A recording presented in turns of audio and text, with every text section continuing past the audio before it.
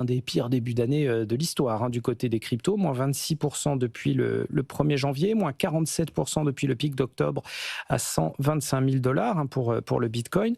Les ETF qui ont été l'un des principaux moteurs de l'année dernière affichent quand même des sorties nettes quasi continues depuis le tout début de l'année. En gros, les institutionnels qui achetaient du Bitcoin toutes les semaines en 2025 ont arrêté et certains même en revendent. Pourtant, les intentions sont au cœur de l'adoption.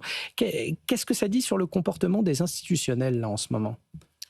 Ouais. Si on regarde le comportement des institutionnels, les ETF ont été un outil, un moyen d'accès au marché de manière massive pour les institutionnels. On a permis d'exposer l'asset à un maximum d'investisseurs potentiels, et donc notamment à ces institutionnels-là.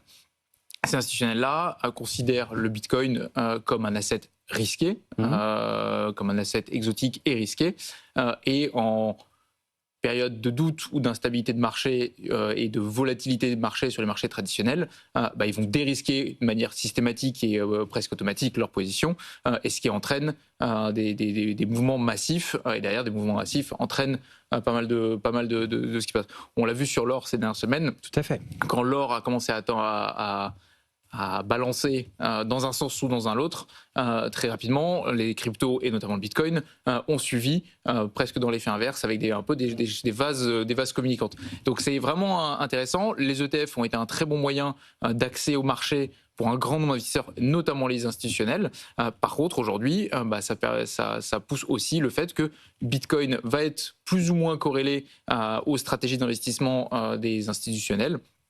Et donc là, il va falloir surveiller ça et même peut-être on peut aujourd'hui considérer les ETF comme une bonne température de la volonté ou la vision moyen à court terme des investisseurs sur la partie Bitcoin. Donc voilà, un très bon outil d'accès au marché, mais de l'autre côté, qui vient aussi se corréler.